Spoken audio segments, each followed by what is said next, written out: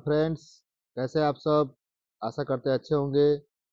Good morning, नमस्कार। मैं सोमनाथ महतो आप सभी का स्वागत करता हूं अपने यूट्यूब चैनल एजुकेशन बुलेटिन में।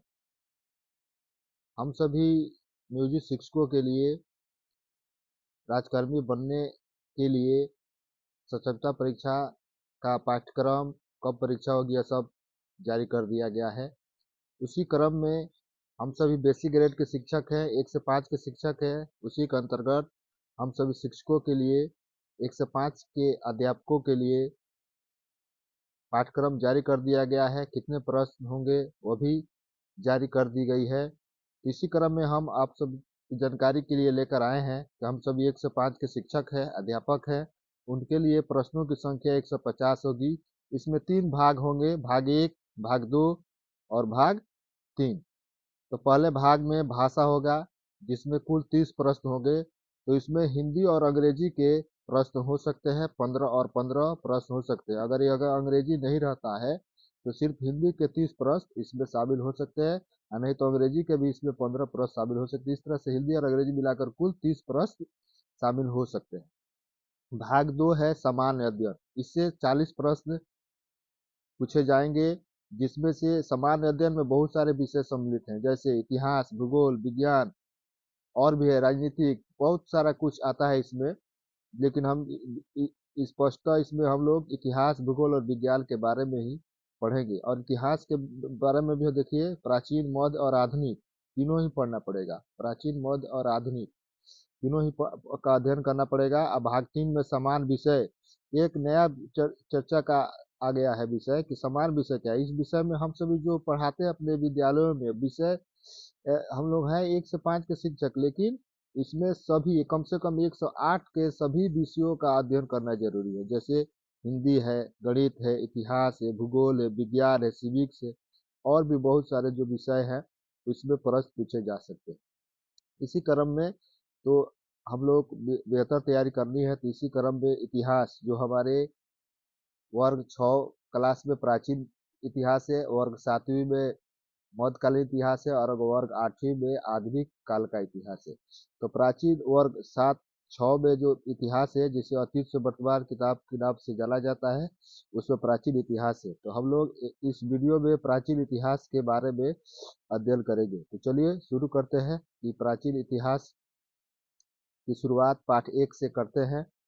तो इसमें आप सभी बंधुओं को यदि अ, हमारा चैनल, हमारा वीडियो अच्छा लगता है तो हमारे चैनल को सब्सक्राइब करें, और हाँ, बेल आइकन दबाना ना भूलें। तो चलिए शुरू करते हैं। हेलो बंधुओं, यह अतीत से वर्तमान वर्ग 6 की किताब से यह नोट्स पूरी तरह से बना दिए गए हैं। यदि आपको चाहिए तो आप हमारे चैनल को सब्सक्राइब कीजिए और कमेंट में जाकर कमेंट कीजिए कि हमें यह नोट्स चाहिए, हम आपको उपलब्ध करा सकते हैं। धन्यवाद। पार्ट 1 है अतीत से वर्तमान। पहला ही है, यह जो भी नोट्स बनाया गया है किताब से बनाया गया है, और विषय में भी ऐसा कहा भी गया है कि वर्ग 1 से लेकर के 8वीं, 10वीं, 12वीं तक के सभी पुस्तकों का अध्ययन करना है। इसी क्रम में हम लोगों को कम से कम 1 से 8 के सब इतिहास के पुस्तकों का अध्ययन करना है, जो हम लोग अपने विद्यालय में बच्चों को पढ़ाते हैं। तो जैसे शुरू करते हैं, पहला ही है, इतिहास को 3 कालखंडों में विभाजित किया गया है, प्राचीन, मध्य और आधुनिक। दूसरा, भारत में प्राचीन काल मानव जाति के आरंभिक क्रियाकलापों से 8वीं शताब्दी के पूर्वार्ध तक निर्धारित किया गया है। तीसरा है, आरंभिक चरण को पूर्व ऐतिहासिक काल भी कहा जाता है, क्योंकि उस युग की घटनाओं का कोई क्रमबद्ध लिखित इतिहास उपलब्ध नहीं है। यानी कि जो इतिहास पूर्व ऐतिहासिक काल है उसका लिखित इतिहास, उस युग में जो भी घटनाएं घटी है उसका कोई लिखित साक्ष्य उपलब्ध नहीं है। चौथा, आरंभिक चरण में ही मनुष्य ने आग एवं पहिया का उपयोग सीखा, खेती एवं पशुपालन सीखा, गया में कस्बों तथा शहरों का विकास हुआ। पांचवा, 11वीं शताब्दी तक नए सैन्य साधन और उन्नत उत्पादन तकनीक का विकास हुआ। छठा, आधुनिक काल का प्रारंभ 8वीं शताब्दी के उत्तरार्ध से हुआ। सातवां, नई प्रशासनिक व्यवस्था विदेशियों द्वारा स्थापित की गई थी, जो हमारे देश के आर्थिक संसाधनों का लाभ प्राप्त करना चाहता था। इस विश्व व्यवस्था को उपनिवेशवाद कहते हैं। उपनिवेशवाद किसे कहते हैं, यह इसकी परिभाषा है। उपनिवेशवाद के अंतर्गत उन्नत देश कमजोर देश पर अधिकार कर उसका आर्थिक शोषण करते हुए, ऐसा ही हुआ। उपनिवेशवाद के अंतर्गत अंग्रेजों ने अपने भारत को शोषण किया, उस पर अधिकार किया और उसका आर्थिक शोषण किया। मानव जाति के इतिहास की जानकारी हमें अतीत में लिखी गई पुस्तकों से मिलती है। ये सभी पुस्तकें हाथ से लिखी गई थी, इसलिए इन्हें पांडुलिपि कहा गया। उस समय की जो पुस्तकें थी हाथ से लिखी जाती थी, इसलिए उन्हें पांडुलिपि कहा गया था। ये पांडुलिपियां प्रायः ताड़पत्र अथवा भोजपत्र पर लिखी मिलती है। ये जो पांडुलिपियां हैं हाथों से लिखी गई वो ताड़पत्र अथवा भोजपत्र पर लिखी मिलती है। पटना के खुदाबख्श लाइब्रेरी और पालीगंज स्थित भरतपुरा के गोपाल नारायण सिंह सार्वजनिक पुस्तकालय में ऐसी पांडुलिपियां सुरक्षित है। पटना के खुदाबख्श लाइब्रेरी में पालीगंज स्थित भरतपुरा के गोपाल नारायण सिंह सार्वजनिक पुस्तकालय में इस प्रकार के पांडुलिपियां सुरक्षित मिलती है।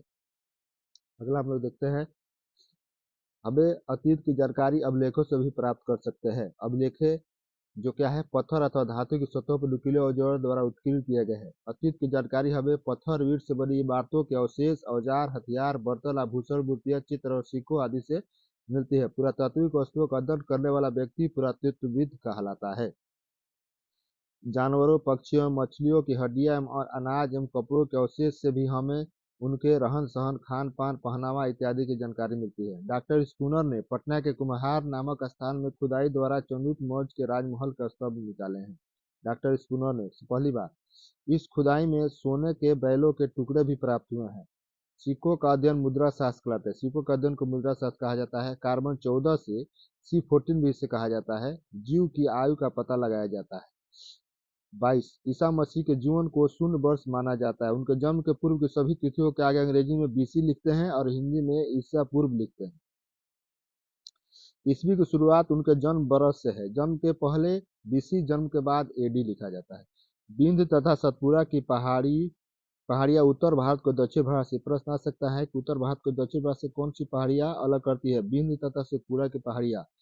खैबर, बोलन और गोमल दर्रों के माध्यम से भारत का संपर्क अफगानिस्तान तथा ईरान से था। यह जो 3 दर्रे हैं, खैबर, बोलन और गोमल दर्रे, इसका संबंध इसी रास्ते से होकर अफगानिस्तान तक ईरानी आया करते थे।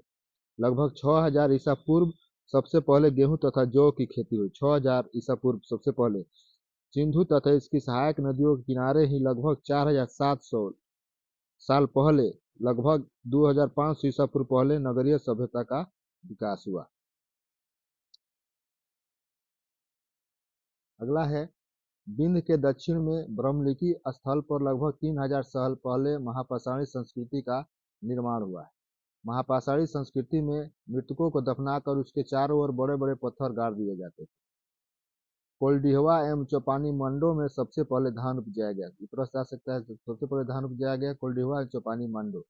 उत्तरी भारत में बहने वाली नदी गंगा के दक्षिण का क्षेत्र प्राचीन काल में मौध के नाम से जाना जाता है। इंडिया शब्द इंडस से निकला है। इंडस को संस्कृत में सिंधु कहा जाता है। लगभग 2500 वर्ष पहले सबसे पहले ईरानियों और यूनानियों ने सिंधु को हिंदोस अथवा इंडोस कहा। ये ईरानी और यूनानी उत्तर पश्चिम की ओर से आए थे। भारत देश का नाम भरत नामक मानव समूह के नाम पर पड़ा था। इस बात का उल्लेख ऋग्वेद में लगभग 1500 ईसा पूर्व में मिलता है।